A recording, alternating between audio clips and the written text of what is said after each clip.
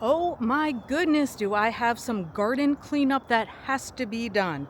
I have been focusing so much on beautifying my backyard because I was planning garden parties. I've had one of the two garden parties that I planned already, and we were all going to be mingling in the backyard. So my focus was out here, decorating, beautifying, doing whatever. And then I took a walk into my front yard peninsula garden, and it's shameful. It looks terrible. So let's go clean that baby up. Hi you guys, this is Nicole from My Carolina Garden. My garden is located in growing zone 8B and I am in southeastern North Carolina. Since my garden party, we have had 4 days of incessant rain. So things have flopped over. I have things that need to be clipped back. I have weeds growing like crazy. So let me show you what the peninsula garden looks like. You may be familiar with this space. So this is obviously in my front corner yard, and this is what the neighbors can see as they drive by. Now from afar, it looks okay, but let's take a deeper look and I'll show you all the things that I have to do today. Taking a little bit of a step away from the garden, you can see that all of my zebra grasses, first of all, they're very large, but they have all flopped over. So now they are laying on top of all the other plants that were inside of here. And that is not okay because that's not the style and look that I'm going for. They look like they're shaggy and need a haircut. So that's what we're gonna do today. Also, some of my mums need to be cut back. We have some deadheading to do on them because they are looking just awful. Now, I don't know about you, but my coneflowers this year have suffered more than ever. I think that heat and humidity just really brought all the plant disease. So I have no black-eyed Susans except for that one in this whole garden. So I have to clip back all of those. They look awful, and as I said, got to remove that diseased stuff. My blanket flowers are big, tall, and have flopped over to wherever they want to be. I'll see if I can neaten them up just a smidge, but if I can't, I'm going to leave the blooms all alone because they're great. But I might be clipping back some things like this, where we're obviously crowding right over the liriope here, and I don't want that. I desire a much cleaner look than what I have going on here. Here's another example. I have blanket flowers flopping over all over, covering this aster completely. So now the aster's suffering and the blanket flower's kind of crowding. So we're going to do a little bit of work on that. Back in this area here, now you could barely even see that I have a bird bath there because these grasses have flopped so bad. I'll tell you what, I think this area right here is where my coneflowers go to die. I have planted up so many things in here and none of them are taking, and I'm not exactly sure what the problem is. I think I have slugs and grubs. We are irrigated here and I don't think it's too much irrigation, so I don't believe that that's the problem, but I have to clean that out as well. And if we start by looking at this end of the peninsula garden, my gomphrena looks absolutely disgusting. My canna lilies need to be clipped back. These blanket flowers over here all need to be deadheaded. Holy cow. So all in all, we have a very messy, kind of icky look. So time to get our gardening gloves on, grab our tools, and get a bunch of things cleaned up. I use rubbing alcohol to clean all the blades of my various clippers to make sure that I'm not spreading disease between my plants. And clearly, like with the coneflowers or the black-eyed Susans, I have disease and I don't want that to go onto the things that aren't diseased right now. So I have a variety of clippers that I'm bringing to the peninsula garden, including my battery-powered clippers, because we don't want to hurt our hands as we're clipping and clipping and clipping all the time. So this is really saving for me. I really enjoy having this. So I'm going to use this on those ornamental grasses because I have a lot of clipping to do on them. Put my hiking boots on because then I mean serious business. So I'm going to start right in this spot in the middle so I can unearth some of the things that are being covered up in here. And I realize I also have a dollar weed problem. And if you live in the South, you know all about dollar weed. So I want to be able to pull that out as well. And something I didn't mention before is I need to really divide up this daylily. This is just the orange daylily, so it spreads like wildfire. I have too much of it and it's encroaching on my mums and the things in the front. So some of that's got to go, and plenty of dollar weed mixed all in the middle that has to go as well. Let's get going.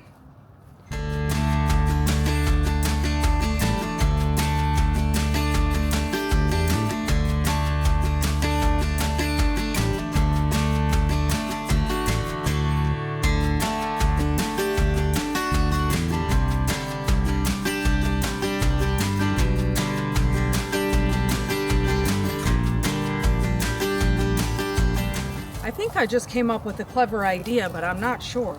I'm thinking I'm gonna take these grass clippings and actually use them as like bundles for fall decor, either beside my front door on the porch or maybe even by my back door. So I'm thinking tie these up with some jute or something, and it's almost like corn husks. I don't know, I haven't done that before, so I'm gonna give it a try.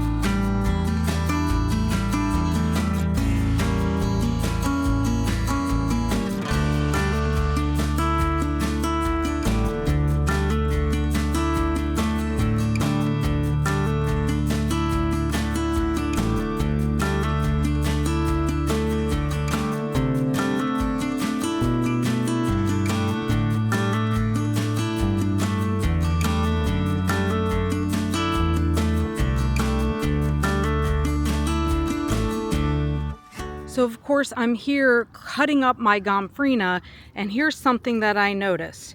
I knew that gomphrena could reseed. That's part of like the fun of it, even though it's considered an annual in my area. But look, I have some seed pods that have been on the ground for a while, and they're already sprouting new plants.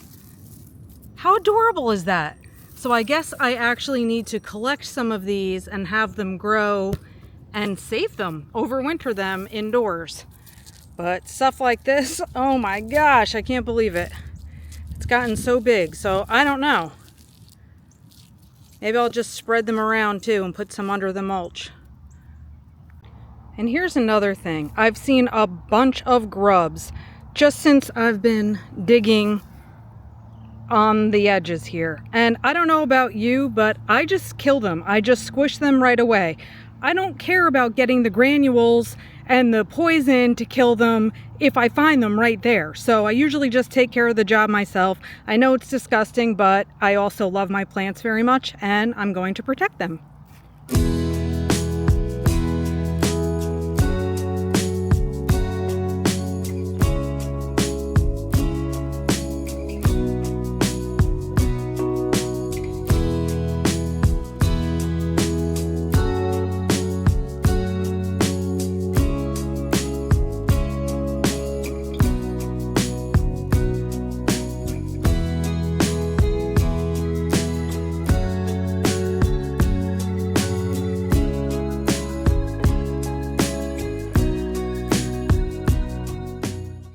This section of blanket flowers looks so good. It's like a nice height. You can't see any dead foliage or anything really underneath for the most part.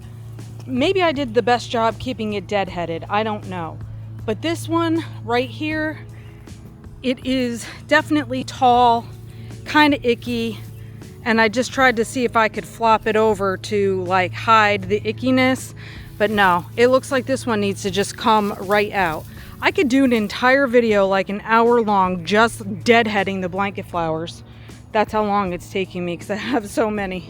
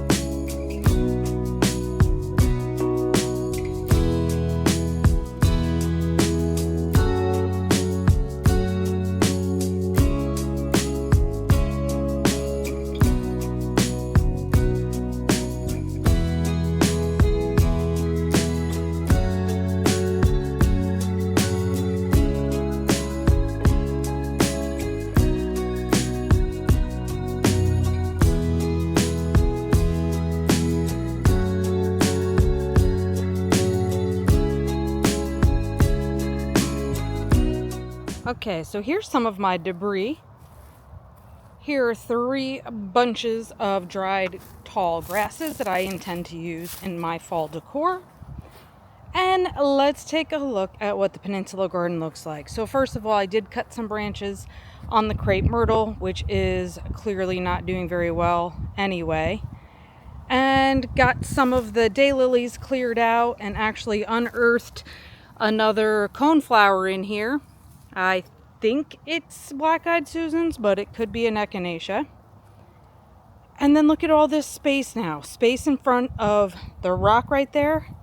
Space behind the rock. It looks so much better. And I'm not sure what my intention will be at this point. Am I going to try to rearrange some rocks that I have? For example, this gorgeous, my favorite rock, the biggest rock I think we took home from upstate New York. Can that be turned more to face the front of the garden? Not by me, but something like that perhaps. My blanket flowers, this is the really good bunch, so it looks fabulous. My edging looks fabulous. Obviously, I could use a little mulch freshening in here, but I'll take the straight line, that's for sure. I am quite hot and tired, I have to say. Today is a day it's supposed to be about 78 degrees, so I feel pretty warm out here at the moment. But luckily, my blood pressure is under control at the moment, so that is a good thing. I'm not really one to plant more seasonal flowers like mums, for example. I have as many mums in here as I want. However, I am hoping that one of my local nurseries is going to have their annual clearance sale coming up in October. And if they do, I intend to buy things like more liriope or I'm not exactly sure all what, but I want some more grasses so I don't have to worry about just flowers blooming or heck getting a disease. I want to have, yes, more color, but I have to be picky because not everything thrives in this heat here in my southern garden. So I don't have luck with certain things like salvia, for example. Some people have amazing salvia. I don't. It just peters out on me. So I won't waste money on things like that. But I do have a wish list in my mind. I'm just waiting to see if that sale is going to happen. And then this area can be refreshed with new plantings, but again, not necessarily just fall or seasonal plantings. Thank you for watching and being here as I got hot and sweaty taking care of this garden. I am glad for the progress though. Until next time, you guys, happy planting.